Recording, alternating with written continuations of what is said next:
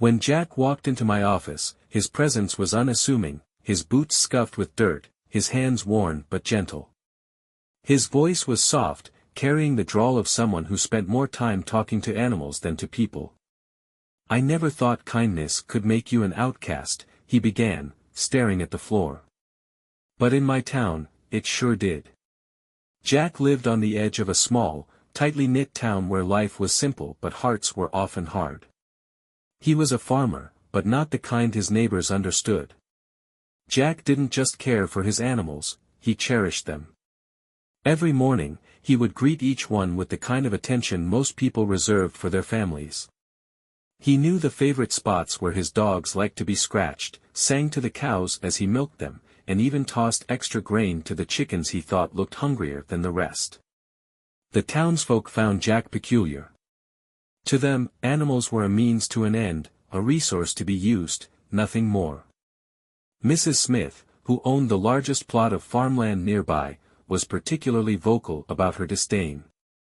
"Animals are just tools, Jack," she'd say loud enough for everyone at the feed store to hear.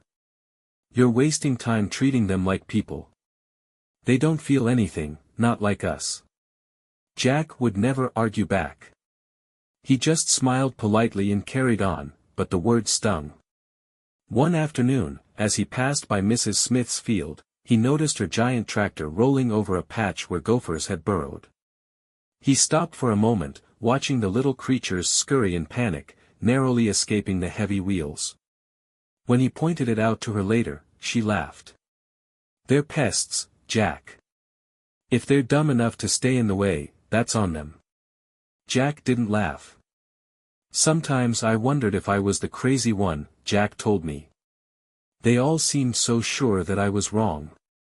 That caring too much was weakness." His animals were his solace. When the weight of judgment from his neighbors grew heavy, he found comfort in their trust. His dogs ran to him with wagging tails. His cows nuzzled against his arms. The chickens clucked excitedly when they saw him approaching. They didn't see him as strange. They saw him as safe. But even in the quiet moments on his farm, the whispers and judgment of the town crept in. One time, Mrs. Smith told me I'd never make it as a farmer. Said I'd get eaten alive if I kept going soft. He paused, the memory clearly fresh. I didn't argue. But part of me wondered if she was right. He looked up at me then, his eyes searching. "Do you think there's something wrong with being this way?" I didn't answer immediately. I wanted to hear more of his story first. And deep down, I sensed he needed to hear himself say it out loud. Jack took a deep breath and shifted in his chair. "Sometimes, I think about what makes people so cold. Like, was Mrs. Smith always like that? Or did life make her that way? I don't know. But I couldn't change how I felt. I couldn't see animals as just tools, no matter what they thought of me."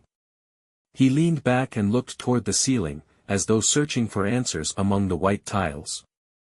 "And then the fire came," he added quietly, almost to himself. I knew instinctively that this was where his story would shift, but I didn't press. That was a story for him to tell when he was ready. For now, I let his words hang in the room, giving him space to reflect. Stories like Jack's often have a way of staying with you. They remind us how quickly the world judges what it doesn't understand. What about you? Have you ever felt like Jack, standing out for something you believed in, even when others doubted you?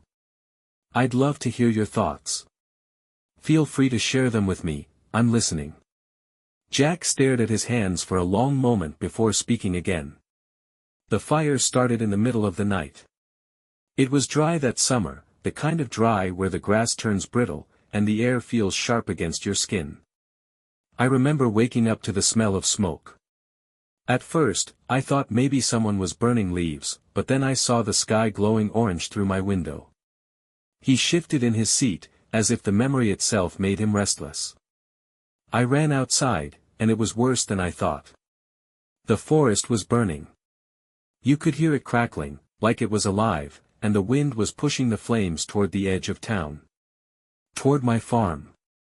Jack paused, his jaw tightening. My first thought wasn't my house or my things. It was them. The animals. They were terrified. The dogs were barking like crazy, the cows were pacing in their pens, and the chickens were squawking so loud it hurt my ears. I didn't even stop to think. I just moved. He leaned forward, his hands gripping the edge of the chair. I opened every gate, every door.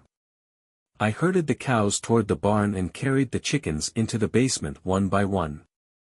My dog stayed by my side, running back and forth, almost like they knew what I was trying to do. He looked up at me, his eyes intense. You ever seen animals when they're scared? It's not just instinct. You can see it in their eyes. They're just as afraid of dying as we are. Maybe more, because they don't understand why it's happening. For a moment, the room was silent except for the faint hum of the air conditioner. Jack let out a slow breath and sat back. By the time I'd gotten most of them safe, the fire was close enough that I could feel the heat. That's when I saw it. A deer, just standing there at the edge of the woods, surrounded by smoke. It looked frozen, like it didn't know where to go. I don't even remember deciding to help. I just went. He rubbed the back of his neck, his voice dropping to a near whisper. It wasn't easy. The smoke was thick, and I couldn't see much. My lungs were burning, and every step felt heavier than the last. But I couldn't leave it there. I got close enough to grab it, and somehow, it didn't fight me. It was like it knew I was trying to help. I carried it back to the farm, and by the time I got there, some of the neighbors were standing outside, watching. His lips pressed into a thin line. They just stood there. Staring. Like they didn't know what to make of me. And I was too tired to care. I put the deer down, and it looked at me for a second before it ran off into the fields. That's when I realized how quiet it had gotten. The neighbors weren't saying a word. They just looked at me like they were seeing me for the first time. He sat back, his shoulders slumping as if the memory had taken something out of him. I don't know what they were thinking. Maybe they thought I was crazy. Maybe they were wondering why I'd risk my life for an animal. But for the first time, I didn't feel like I had to explain myself. I just turned around and went back to the basement to check on the others. Jack looked up at me again, his expression softer now. I guess that's when things started to change, though I didn't realize it at the time. They saw something that night, something they hadn't seen before. Maybe it wasn't just about the animals. Maybe it was about what it means to care about something, even when it doesn't make sense to anyone else. He fell quiet, and I let his words settle between us. Stories like Jack's have a way of cutting through the noise, reminding us what really matters. What about you? Have you ever done something others didn't understand, simply because it felt right? I'd love to hear your story. Feel free to share it, I'm all ears. Jack rubbed his hands together slowly, as if warming them against an invisible fire. The next morning, I didn't know what to expect. I woke up to the smell of smoke still lingering in the air and the sound of the cows in the barn. It was quiet outside, though, too quiet. Normally, I'd hear the tractors, or someone shouting across the fields. But that morning, it felt like the whole town was holding its breath. He paused, his gaze unfocused, lost in the memory. When I stepped outside, I saw Mrs. Smith standing at the edge of my driveway. She wasn't alone. A few of the other neighbors were there, too. They weren't saying anything, just waiting. I thought maybe they were there to tell me I'd been reckless or that I should have done more to protect my land instead of worrying about the animals. But then Mrs. Smith walked up to me.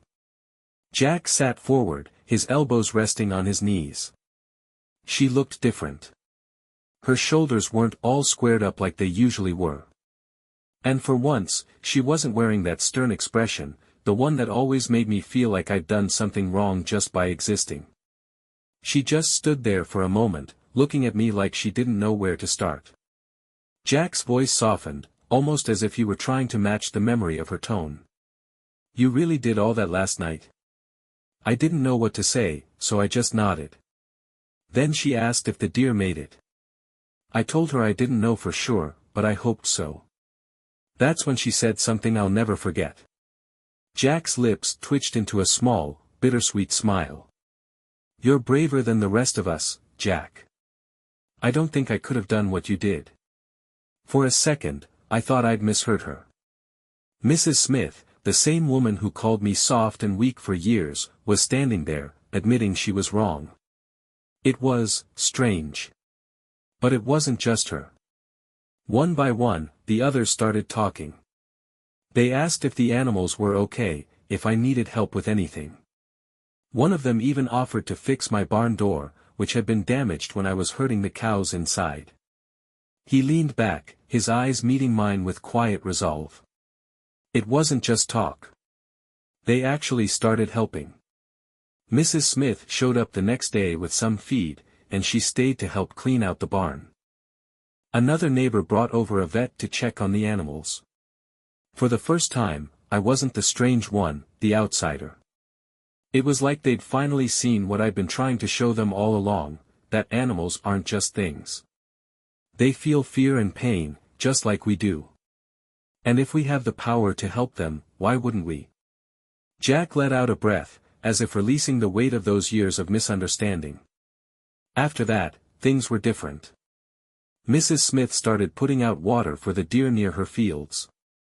Some of the other farmers set up shelters for stray animals, just in case something like the fire ever happened again. And they weren't just doing it to look good. You could tell they cared. His voice grew quieter, tinged with a mix of wonder and humility. I didn't set out to change anyone's mind. I was just doing what felt right. But somehow, it made a difference. I guess sometimes, people just need to see something with their own eyes before they can believe it. Jack's story stayed with me long after he left. It reminded me that even small acts of compassion can ripple out in ways we can't predict. Sometimes, it only takes one person to remind a whole community what it means to care. What do you think? Have you ever seen someone's perspective change because of a single moment? I'd love to hear your thoughts or stories. Feel free to share, I'm here to listen. Jack sat in silence for a moment, the weight of his story still hanging in the air. When he finally spoke, his voice was steady but softer than before. I guess it wasn't just the neighbors who changed.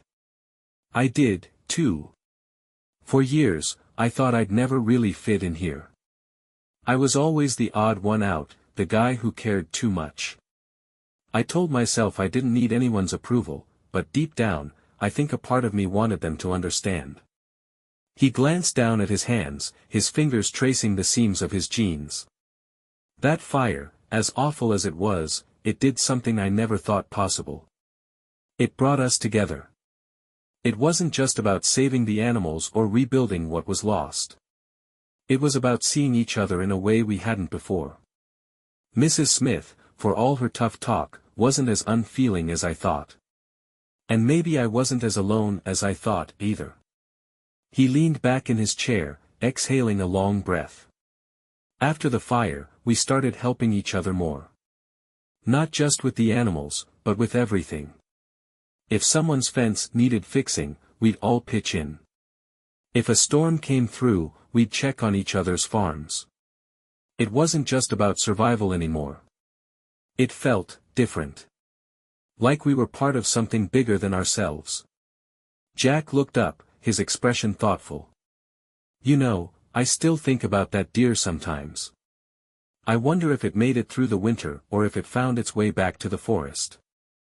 Part of me hopes it didn't just survive but thrived, maybe even had a fawn of its own. But the truth is, I'll probably never know. And that's okay. What matters is that I did what I could when it needed me most. His voice grew quieter, almost reflective. Maybe that's what life's about, showing up when it counts. Even when it's hard, even when no one else understands why you're doing it. You show up, and you hope it makes a difference. I nodded, letting his words settle. There was a profound simplicity in what he said, a truth that didn't need embellishment. Jack's story wasn't just about animals or a fire. It was about how small acts of kindness could light the way in the darkest moments and how those moments could bring people closer in ways they never imagined. What about you? Have you ever experienced something that changed the way you saw the people around you? I'd love to hear your thoughts. Don't be shy, your story might inspire someone else.